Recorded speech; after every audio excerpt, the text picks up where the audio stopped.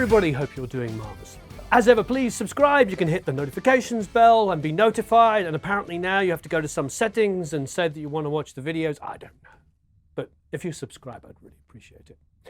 And you can go to Produce Like a Pro and sign up for the email list and get a whole bunch of free goodies. There's tons of free sessions, drum samples, and all kinds of other fun things. All right, so I'm back here with my trusty Yamaha Revstar, which I love dearly, sounds amazing. I've got this same song up that we had like a week or two ago when we did that really cool production trick using a bass guitar playing on the D string and a wah pedal. So we're going to keep that same stuff, and now we're going to do some other overdubs. But we're going to talk about voicings, and we're going to talk about different kind of production techniques that we can make to do this. So here's the chorus as it stands at the moment.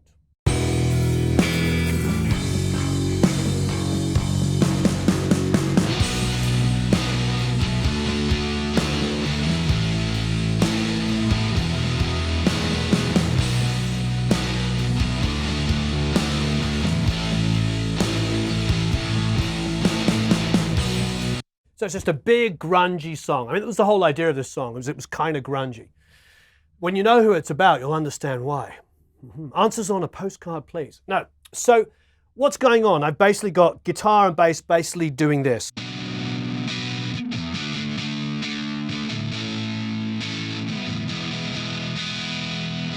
Just a big wall of rhythm guitar and a bass playing along with it. Okay, so what can we do? Now, there's voicing stuff. Obviously, we've got a lot of this area, and we've got some of this. One of the first things we could try is just literally.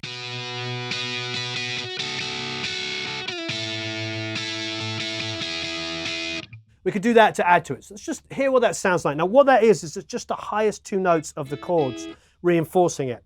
But bear in mind that that's sort of in the voicing with the exception of that E. So why don't we try going above it a bit more?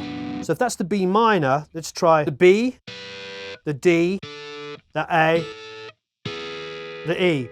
Those won't get in the way, but let's just try it, just literally as straight kind of downstrokes, or mirroring the rhythm at least.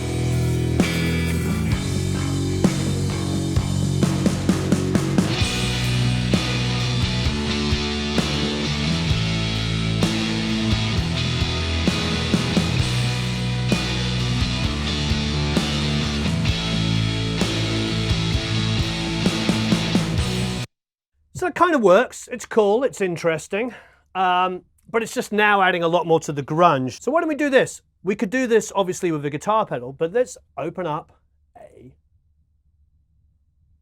plug-in delay. So I'm going to go to an H delay, because they're dumb and they do the job really quickly. It's set fully wet at the moment, so let's make it mainly dry.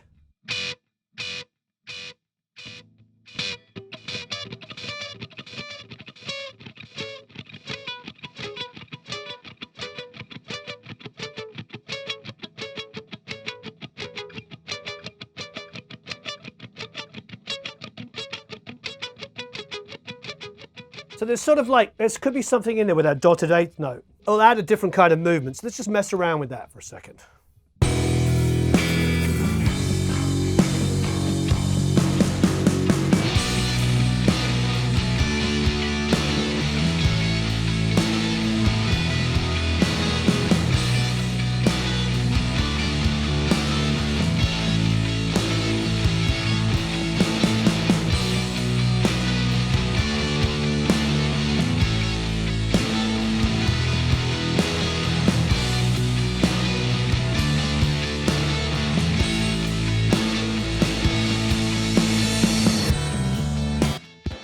Now you'll notice I didn't have a problem with playing dead notes. I like the dead notes. So what I'm going to do is I'm now going to just duplicate that whole thing. So I'll take that one which is panned right at the moment and do another one panned left. Just going to repeat the idea.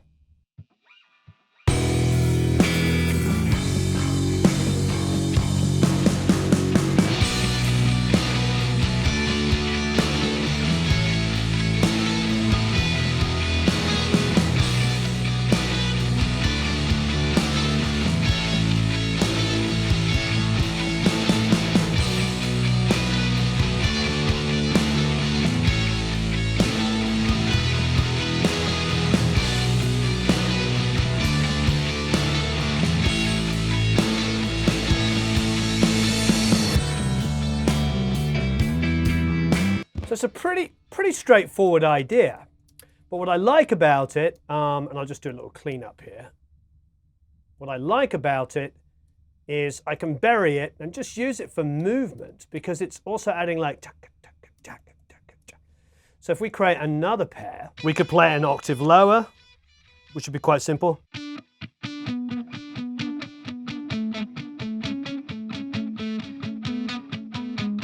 That might actually be quite nice. Let's try it.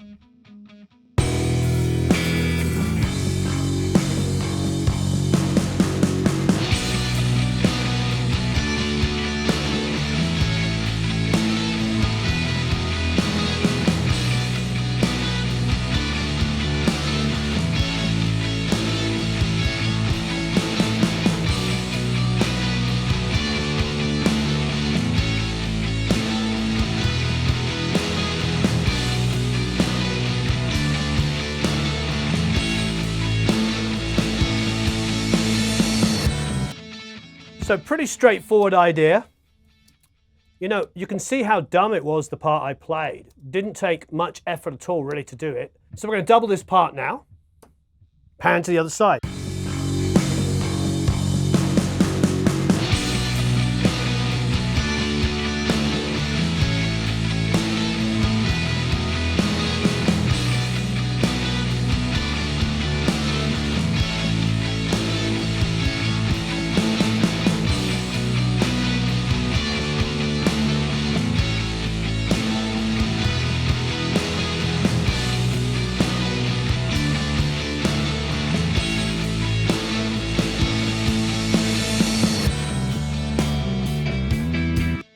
It's a cool, very simple part that creates movement. It doesn't even have to be that loud. I could bring it down quite considerably and just make it something that just kind of moves it along a little bit. All I'm doing here is like when you're working with artists, with other, you know, guitar players and stuff like that, is getting to think outside of the box. I remember, I won't say who the band is, but I remember this particular rock band that I was working with. And I was engineering, and the producer was trying to inspire, and everybody in the band wanted to play guitar, but everybody was playing variations of, you know, it was all like, you know, whatever. Everybody was like, oh, they were just playing different versions of the same chords all over the place. And what we're trying to do here is like not clutter up too much. We got an octave higher than the original chords we were playing. Then we're playing something like a low octave to it, but it's not really messing it up so much. If we have a listen now, this is what we've got.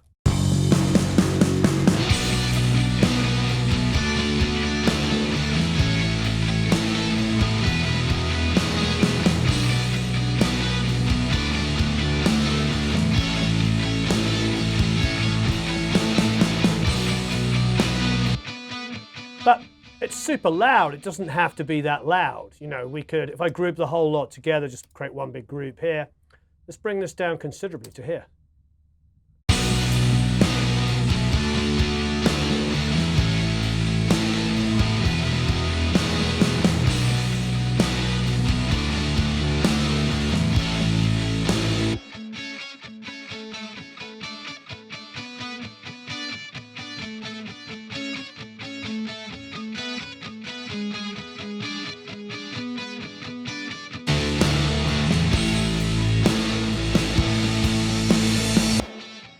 What I like about that is it's pretty interesting. It adds a little bit of movement. It's not the be all and end all. What we could do now is put something against it for a bit to create a little bit of chaos. So I'm going to create another guitar part, believe it or not. And these will all be bussed down and bounced to one stereo pair once you like what you've got. You don't necessarily have to keep them all up like this as multiple guitar parts. But let's do one in the center here. Let's do something a little crazy and do like a little Jonny Greenwood thing. We've got the delay going. A little chaotic guitar. Again, doesn't have to be loud.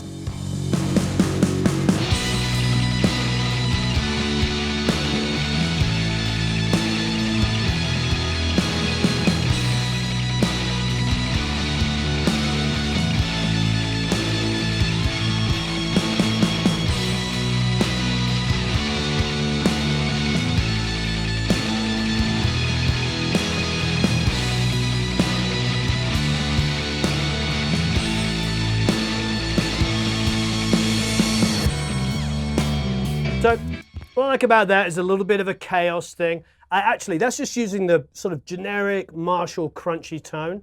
What I'd probably do, quite frankly, is destroy it a little bit more. So maybe just go for something like Sans Amp and just make it really ugly.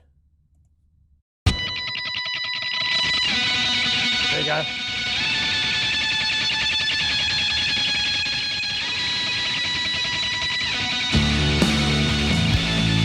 That's super ugly, super loud, super obnoxious. But what we could do is we could put a harmony to that. So as simple as this, I'm going to bring that down, that screaming one down. I'm just going to play a low octave. I'm not even going to go for a harmony. We could do a harmony, but I'm just going to do a low octave first of all.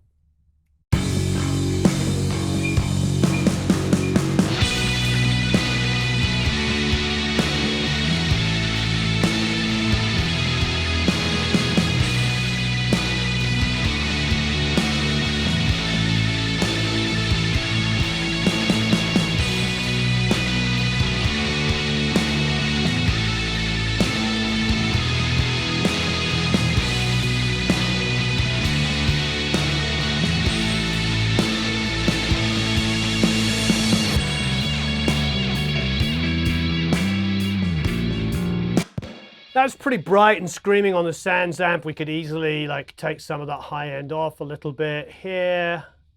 Let me just paste that over there. So we haven't got something that's quite so screaming and as aggressive, but let me bring it down like this.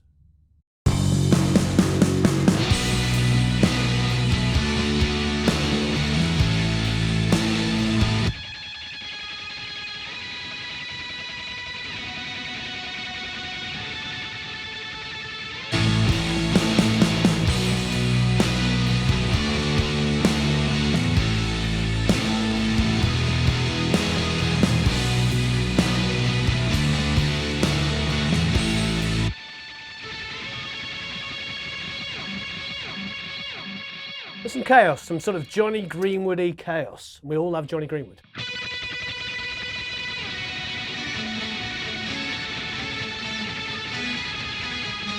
It's a little fizzy for me. It's a little like aggressive on the high end. There's a couple of things I could do. Firstly, a nice little trick is obviously we've already turned down the Sans Amp high end, which is probably most of the culprit because it's a little digital sounding. But I still like it. It's still a good plug-in. Comes free with Pro Tools, and there's probably similar ones with your DAW if you don't have Pro Tools. But a great one to use is just put a de-esser.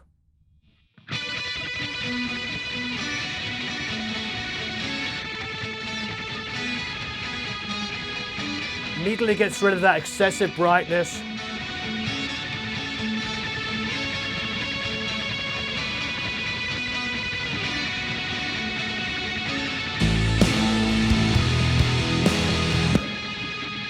And just because it's chaotic, it's not too loud, but it's chaotic, you could try some fun things. Like we could go into eighth notes. Why don't we even go into sixteenths? Like so. And just do some panning. Why the heck not? You know, even in sixteenths, if we did something like this, we could do this. And you can do Option R and do 120, say for instance, and you've got this.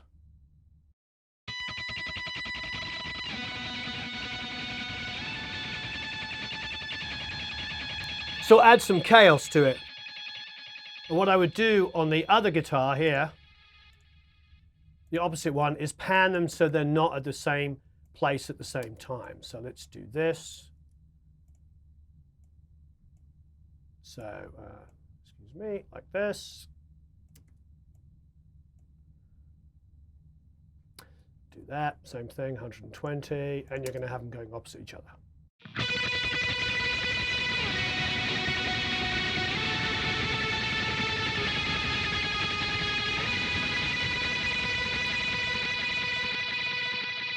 Total chaos.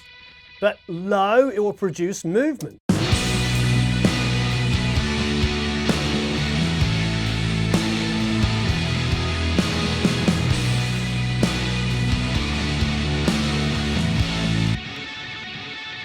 What I like about this kind of thinking and this kind of like just screwing things up is that we're in a world now with a lot of bands, and there's some really, really cool rock bands out now that rely on a lot of keys to do some of this chaos. And I like the idea of using guitars to do it.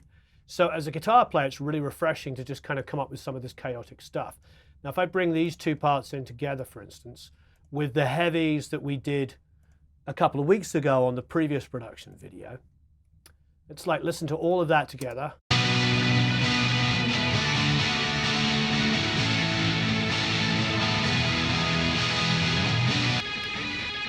I did some crazy synth stuff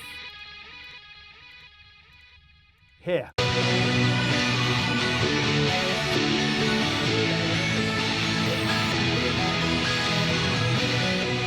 Together.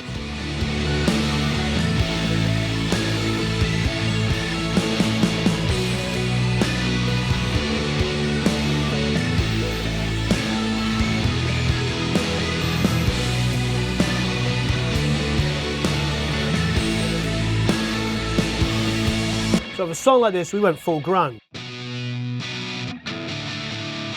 But we could make it much more rock.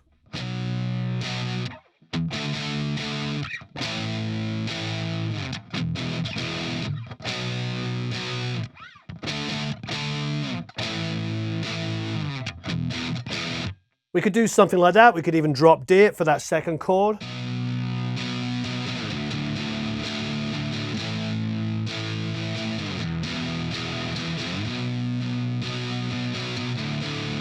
Maybe it could be like a...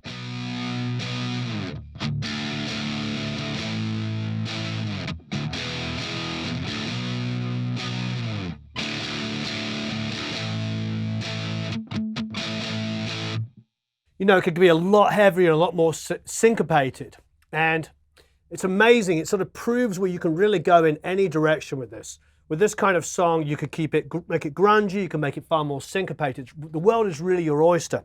A heavier tone than this, doing that kind of...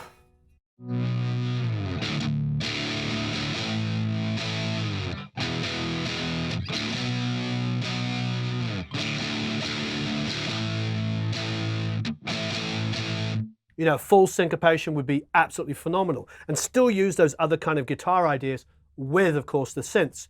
There's a lot of really amazing modern rock bands that are blending synths now with really heavy syncopated parts. But what I really want to challenge you to do is to use the guitar in really interesting ways. Synthesizers are fantastic. I love all the virtual stuff. We're going to start exploring that a lot in the very near future with different production stuff. So look out for those videos. Look out for a lot more guitar stuff to come up. Thank you ever so much for watching this. Please give me a bunch of comments and questions below, and we'll get stuck into more stuff in the very near future. Have a marvelous time recording and mixing, and I'll see you all again very soon.